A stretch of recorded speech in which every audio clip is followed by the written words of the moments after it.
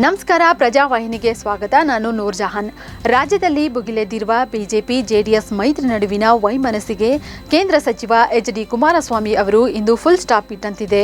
2028ಕ್ಕೆ ಮೈತ್ರಿ ಸರ್ಕಾರ ಅಧಿಕಾರಕ್ಕೆ ಬಂದರೆ ಸಿಎಂ ಯಾರಾಗ್ತಾರೆ ಎಂಬ ವಿಚಾರವಾಗಿ ಮಾತನಾಡಿದ ಅವರು, ಈಗಾಗಲೇ ನಾನು ನೂರಾರು ಬಾರಿ ಹೇಳಿದ್ದೇನೆ, ಅಭಿಮಾನಿಗಳು ಮುಂದಿನ ಮುಖ್ಯಮಂತ್ರಿ ಕುಮಾರಣ್ಣ ಅಂತ ಕರೀತಾರೆ, ಜನ ಕರೀತಾರೆ ಅಂತ ನಾವು ಭ್ರಮೆಯಲ್ಲಿ ಹೋಗಬಾರದು. ಈ ಅಯೋಗ್ಯ ಕಾಂಗ್ರೆಸ್ ಸರ್ಕಾರವನ್ನು ಕಿತ್ತೊಗೆಯೋದೇ ನನ್ನ ಮೊದಲ ಆದ್ಯತೆ. ಮುಖ್ಯಮಂತ್ರಿ ಸ್ಥಾನ, ಅಧಿಕಾರ ನನಗೆ ಮುಖ್ಯವಲ್ಲ. ದೆಹಲಿಯಲ್ಲೂ ನಾನು ನೋಡಿದ್ದೇನೆ, ಕರ್ನಾಟಕದಲ್ಲೂ ನಾನು ನೋಡಿದ್ದೇನೆ. ನನಗೆ ರಾಜ್ಯ ಮುಖ್ಯ, ರಾಜ್ಯ ಉಳಿಸಬೇಕು ಎಂದು ಸ್ಪಷ್ಟನೆ ನೀಡಿದರು. ಇಲ್ಲಿ ಬಂದಾலும் ಮುಂದಿನ ಮುಖ್ಯಮಂತ್ರಿ ಅಂತ ಕೂಗ್ತಾರೆ. ಜನ ಕೂಗ್ತಕ್ಕಂಥದ್ದನ್ನು ನಾವು ಭ್ರಮೆಯಲ್ಲಿ ಹೋಗಬಾರ್ದು. ಜನ ಅವ್ರ ಪ್ರೀತಿಯಿಂದ ಮಾತಾಡ್ತಾರೆ. ಇಲ್ಲಿ ಪ್ರಶ್ನೆ, ಮಗು ಹುಟ್ಟೋದಕ್ಕಿಂತ ಕುಲಾವಿ ಹೊಲಿಸಿದ್ರು ಅನ್ನಂಗೆ ನಾವು ಅದ್ರ ಬಗ್ಗೆ ಕನಸು ಕಾಣೋಕ್ಕಾಗತ್ತಾ? ಈಗ ನಾನು 2 ಬಾರಿ ಮುಖ್ಯಮಂತ್ರಿ ಆಗಿದ್ದೆ. ಜನಗಳ ಆಶೀರ್ವಾದದಲ್ಲ, ಅದನ್ನ ಈಗಲೇ ಹೇಳಿದೆ, ಇಲ್ಲೇ ಹೇಳಿದೆ. ಇಲ್ಲಿ ಯಾರ್ಯಾರು ಹಣೆಯಲ್ಲಿ ಏನೇನು ಬರೆದಿರ್ತದೋ ನಾನು 106 ಬಾರಿ ಹೇಳಿದ್ದೇನೆ.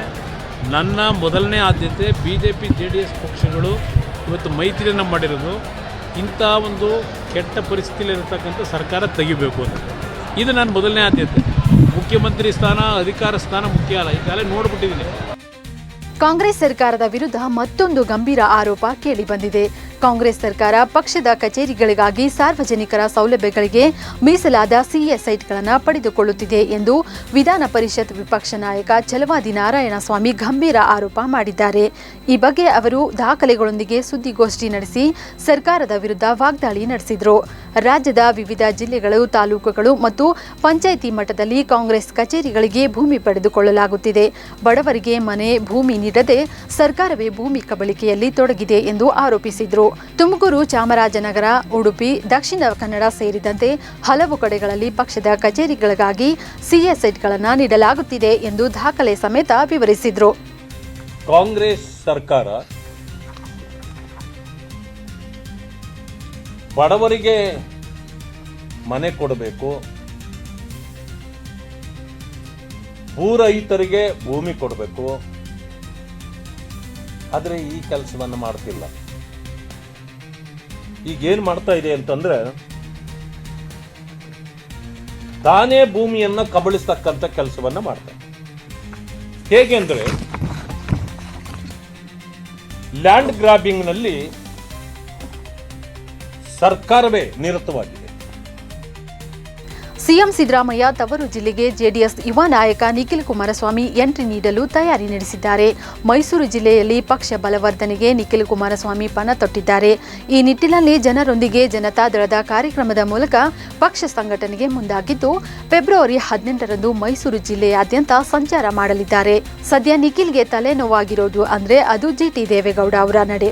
ಹೌದು, ಈಗಾಗಲೇ ಜಿಟಿ ದೇವೇಗೌಡ ಅವರು ಪಕ್ಷದಿಂದ ಅಂತರ ಕಾಯ್ದುಕೊಂಡಿದ್ದಾರೆ. ಇದು ಮೈಸೂರು ಪ್ರವಾಸ ಬೆಳೆಸಿರುವ ನಿಖಿಲ್ಗೆ ಇನ್ನಿಲ್ಲದ ತಲೆನೋವಾಗಿದೆ. ಸದ್ಯ ಮೈಸೂರಿಗೆ ತೆರಳುತ್ತಿರುವ ನಿಖಿಲ್ಗೆ ಜಿಟಿ ದೇವೇಗೌಡ ಅವರ ಮನ ಒಲಿಸುವಲ್ಲಿ ಸಕ್ಸಸ್ ಆಗ್ತಾರಾ, ತಂದೆಯಿಂದ ಆಗದ್ದನ್ನ ಮಗ ಸಾಧಿಸಿ ತೋರಿಸ್ತಾರಾ ಅನ್ನೋದು ಕಾದು ನೋಡಬೇಕಿದೆ. ಗ್ರೇಟರ್ ಬೆಂಗಳೂರು ಅಭಿವೃದ್ಧಿ ಪ್ರಾಧಿಕಾರ ಚುನಾವಣೆ ಹಿನ್ನೆಲೆಯಲ್ಲಿ ಮತದಾರರ ಪಟ್ಟಿ ಪರಿಷ್ಕರಣೆಯಲ್ಲಿ ಲೋಪದೋಷ ಸರಿಪಡಿಸುವಂತೆ ಡಿಸಿಎಂ ಡಿಕೆ ಶಿವಕುಮಾರ್ ಅವರ ನೇತೃತ್ವದಲ್ಲಿ ಬೆಂಗಳೂರು ಸಚಿವರು, ಶಾಸಕರ ನಿಯೋಗವು ರಾಜ್ಯ ಚುನಾವಣೆ ಆಯೋಗಕ್ಕೆ ಮನವಿ ಪತ್ರ ಸಲ್ಲಿಸಿದೆ. ಬೆಂಗಳೂರಿನ ಬಳ್ಳಾರಿ ರಸ್ತೆಯಲ್ಲಿರುವ ರಾಜ್ಯ ಚುನಾವಣಾ ಆಯುಕ್ತ ಜಿಎಸ್ ಸಂಗ್ರೇಶಿ ಅವರನ್ನ ಭೇಟಿ ಮಾಡಿ ಮನವಿ ಪತ್ರ ಸಲ್ಲಿಸಿದ್ದಾರೆ.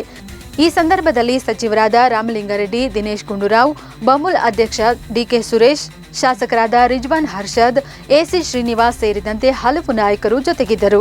ಹಿಂದೆ state election commission voter list ಅಲ್ಲಿ ಅವರು ಮಾಡ್ತಾ ಇದ್ದಾರೆ. ಹಿಂದೆ ನಮ್ಮ ಎಲೆಕ್ಷನ್ ಕಮಿಷನ್ ಏನು ವೋಟರ್ ಲಿಸ್ಟ್ ಕೊಟ್ಟಿತ್ತು ಆ ಬೇಸು ತೆಗೆದುಕೊಂಡು ಹೋಗ್ತಾ ಇದ್ದಾರೆ. ಅಲ್ಲೇನಾಗಿದೆ, ಒಂದೇ ಮನೆಯಲ್ಲಿ 2 ವೋಟ್ನ ಬೇರೆ ಕಡೆ ಬೂತ್ ಹಾಕಿದ್ದಾರೆ, 1 ವೋಟ್ನ ಬೇರೆ ಬೂತ್ ಹಾಕಿದ್ದಾರೆ. ಈ ರೀತಿಯೆಲ್ಲ ಆಗಿದೆ. ಸೊ ಮ್ಯಾಪಿಂಗ್ ಸರಿಯಾಗಿ ಆಗ್ತಾ ಇಲ್ಲ. ಸೊ ಅದಕ್ಕೆ ನಮ್ಮ BLAಗೆ ಯಾವುದೇ ಪೊಲಿಟಿಕಲ್ ಪಾರ್ಟಿ ಇರಲಿ, BLAಗಳನ್ನ ಕಂಪಲ್ಸರಿ ಕರ್ಕೊಂಡು ಅವರು ಹೋಗ್ಬೇಕು.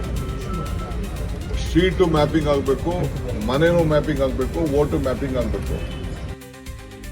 ಪ್ರತಿ ವರ್ಷದಂತೆ ಈ ವರ್ಷವೂ ಕೂಡ ಕೊಪ್ಪಳ ಜಿಲ್ಲೆಯ ಯಲಬುರ್ಗಾ ತಾಲೂಕು ಸಂಕನೂರು ಗ್ರಾಮದಲ್ಲಿ ಅದ್ದೂರಿಯಾಗಿ ಶಿವರಾತ್ರಿ ಹಬ್ಬವನ್ನು ಆಚರಿಸಲಾಯಿತು. ಹಿಂದೂ ಮುಸ್ಲಿಮರ ಭಾವೈಕ್ಯತೆಯಿಂದ ಕೂಡಿದ ಧರ್ಮರ ಮಠದ ಮುದಿಮಲ್ಲಪ್ಪಜ್ಜನ ಜಾತ್ರಾ ಮಹೋತ್ಸವದ ಅಂಗವಾಗಿ ಹೆಣ್ಣು ಮಕ್ಕಳಿಂದ ಡೊಳ್ಳು ಕುಣಿತ, ಗ್ರಾಮದ ಮಕ್ಕಳಿಂದ ಕೋಲಾಟ ಸೇರಿದಂತೆ ಹಲವು ಸಾಂಸ್ಕೃತಿಕ ಕಾರ್ಯಕ್ರಮಗಳು ಜರುಗಿದವು. ಅಲ್ಲದೆ ಸಾವಿರಾರು ಭಕ್ತಾದಿಗಳು ದೇವರ ಪಲ್ಲಕ್ಕಿಯ ಉತ್ಸವದಲ್ಲಿ ಪಾಲ್ಗೊಂಡರು. ಇನ್ನು ಮುದಿಮಲ್ಲಪ್ಪಜ್ಜನವರಿಗೆ ತುಲಾಭಾರ ಕೂಡ ನೆರವೇರಿಸಲಾಯಿತು. ಒಟ್ಟಾರೆ ಭಾವೈಕ್ಯತೆಯ ಸಂಕೇತವಾಗಿ ನಡೆದ ಜಾತ್ರಾ ಮಹೋತ್ಸವವು ಅದ್ದೂರಿಯಾಗಿ ಜರುಗಿತು.